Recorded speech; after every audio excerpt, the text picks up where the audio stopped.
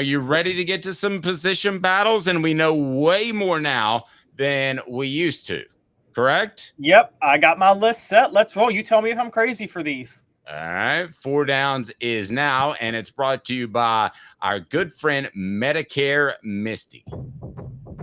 4 downs. 4 questions. 4 answers. The Dave Hooker Show. 4 downs. A presentation of offthehooksports.com. So here's the way I'm going to do this, Caleb. I'm going to give you the final one, and then we'll discuss whichever ones you want to. But I'm going to throw my 4 at you first. How about that? Are you ready? All right, let's roll. Let's see it. Okay, number 1. It's brought to you by our friends Medicare Misty, a free Medicare help and evaluation and advice. What down is it, Cooper Mays? Coop here. First down. Thank you, Coop. It's backup quarterback. Tennessee right now, we all know that the season's nil if something were to happen to Nico Iamaleava. We all know that that would be the end of it. But what if he's just out for a drive or he's out for a quarter, which is very possible in this offense? I believe backup quarterback's significant, and I believe that at least in the first half of the season, if not further, it'll be Gaston Moore. That's a very intriguing one. It's one I didn't think of because I was only thinking for starters, but you're right. And I wouldn't have considered it a position battle 2 days ago, but the fact that they brought out Jake Merklinger and Gaston Moore when Merklinger was there in the spring leads me to believe that they are not happy with his development to this point. And well, not even more of an optimistic view of it. I think they're really happy with Gaston Moore being a good soldier and working hard and learning the offense. I mean, goodness gracious, if you've got you are the biggest Gaston Moore cheerleader I have ever met. I don't mean to be that. I just have a lot of respect for that type of guy in this offense. And that can be because I don't think you're going to have the days of where you fall back on a Peyton Manning. So you better have these guys that appreciate the opportunity, appreciate throwing the ball around in practice because they may never get that opportunity in a game. I guarantee you guys, Dave was probably pushing for Jim Bob Cooter in 2005. Over Rick Clausen or Eric Ainge. You made the case that Gaston Moore should have started last year a couple of days ago. So I'm just saying, I think you just love Gaston Moore, Dave. Come on, he's a walk-on. There's no way they could want to build behind him as the backup. Okay, maybe I do love Gaston Moore a little bit too much, but here I have second down. Cooper Mays here. Second down. Being really specific here.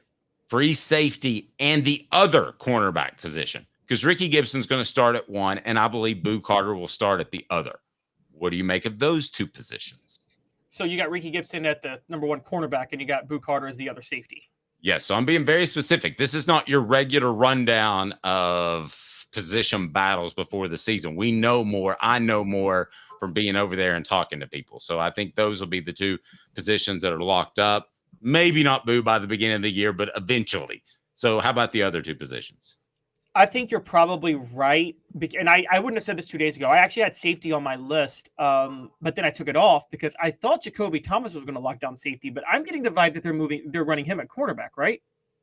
And even though he was a safety at MTSU, which means that the free safety spot is wide open because I don't know who's going to take it. If Jacoby Thomas is taking the cornerback spot, we already know Jermon McCoy, they're high on him. Jalen McMurray is a utility guy. I think that almost leads people to believe they don't have an answer at free safety in a concerning way.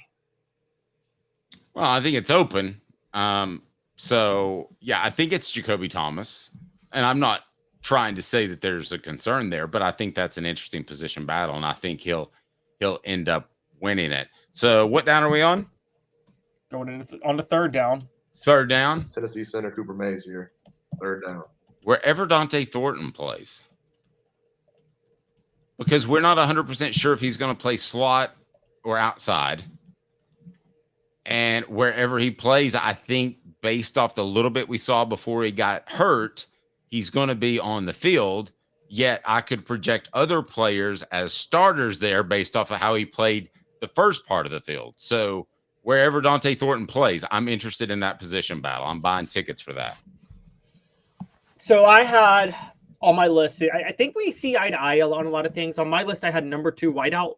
Well, I was going to get to 4th down, and you can do all yours. But what did you think about my No, Dante? mine is relative to Dante Thornton. That's why I'm talking about Dante Thornton specifically with this. Sweet.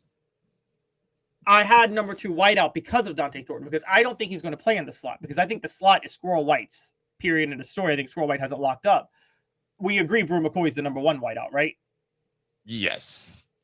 I think what you're talking about is Dante Thornton to be the other wideout on the other side, the Alvin Harper type. I think that's where things are open. And I think it's down, and you tell me if I'm wrong on this, Dave. I think it's down to Dante Thornton, Chris Brazel, Mike Matthews for that other spot. I think Brazel's going to play the slot position, but I don't want to get caught up into that because I felt like we did with Dante Thornton. You certainly look at him and he has the size to play either outside or inside. I don't know why. Is Squirrel getting kicked to the curb? Well, let's discuss. Is he getting knocked out of a tree? Let's discuss Squirrel. Will he be able to find a nut this season? It's brought to you by Medicare Misty. 19 years this year. Well, I've been in the community since 1993. You're getting a lot of information. Unlike when you were working, they made the choice for you. Now you have to make the choice. Come to us and let us help you make it easy. Call Medicare Misty, MedicareMisty.com or 423-777-5577. Let us help them sleep at night. And we call her Medicare Misty. Free advice there. Tough questions on Medicare Misty. Yes, I think you're worried about Squirrel getting squeezed out a little bit of this because, listen, I'm not saying that he's this guy, but let's remember this, Caleb. Players used to stay hungry. Why? Financial reasons, right? Make their families better. Now, a guy like Squirrel, I'm not saying I've heard this. I'm not reporting this, Caleb, so you'll back me, right? If somebody questions me. But a guy like Squirrel, if he's popular because of his name, he's making a couple of plays, he's young, he's got a great smile. If you feel like you've made it in college, and I hope he doesn't feel like that because he's got a future making a paycheck in the NFL. So you think he's taking it lightly this year to protect his NFL asset, and that's what's going to push him out? No, I'm not even saying that, and I'm not even saying him specifically, but I wonder if some players say to themselves, because we've talked about some players are getting $1 million a year, if some players say, hey, I'm a little fat and happy. Let's face it, Aaron Rodgers, it takes him $40 million to get fat and happy. It'd probably only take us a couple of mil, right? Yeah. No, that's true. Aaron Rodgers got 50 mil, and then he phoned in his last year with Green Bay. Well, so, I mean, do you wonder – I wonder why Squirrel's not a bigger part of the conversation. I'm throwing that out there as a possibility. I'm not trying to lead anybody to believe that. I want to go to the message board while you chop this out a bit in your mind. Caleb, what do you think? I think Squirrel's already so penciled in, they don't feel like they need to talk about him. It's like Javonte Spraggins is not a big part of the conversation because he's starting at right guard, and we know he's starting at right guard. Yeah. Other potential position battles that you're looking at? You're not going to hit me with 4th down on that? Oh, yeah, 4th down. All SEC center Cooper Mays here. 4th down. What should people do, Coop? Cooper Mays here. Hit like and subscribe. Have you hit like and subscribe yet? All right, what do you got? All right, I'm going to complete this pass Casey Clausen 4th and 19 style since it's 4th down. Throwback 2003 Alabama. So I'm going to throw one big one is place kicker. There's a position battle for place kicker that is wide open right now. Do we know who's leading in that, Dave? I've been told it's Josh Turbyville. Okay, so Josh Turbyville is the leader. One Yes. that there should be a position battle for. Is he getting excited? Left- Yeah, you warming up left- your hands there? Okay. Left guard. Now, they may think Andre Carrick is locked in at left guard. I refuse to believe it. I am very, very, very low on him. He never got better as the season went on last year. He didn't have the Dante Thornton injury excuse.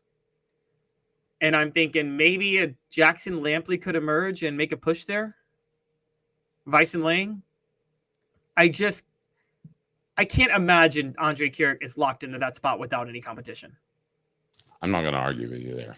If a younger guy emerged and was a better player, then that would be absolutely huge for Tennessee. Instead of having to rely on a guy who's average for another season. And I think he's slightly above average, but we're talking C+. I got a question. You may be able to answer this. Lay it on me. We know that a lot of the transfer portal moves they made after 2022, they made with NIL money, right? They were like, here's some NIL cash, come. Is there pressure to make those guys work because they cobbled NIL money to get them? To say like, oh, we're going to start them even if somebody behind them may be a little bit better? I don't know that there's pressure to pay them like in the NFL. An owner would say, hey, I'm paying this guy $1 kajillion. You need to pay him. But I think there's probably pressure in that if you don't play him, then he leaves and you have to pay somebody else. So I think you've got a lot of people tied up. I'm with the message board. It's about time for Sean Mumarov to have an impact. It's about time for Jackson Lampley to have an impact. So those guys have their opportunity. I don't think that left guard is Andre Keurig's to have and have solely. So I agree with Caleb wholeheartedly. He should be coming in with the attitude of, let's get this thing done. I'm going to be a really good player instead of a guy who just gets popped.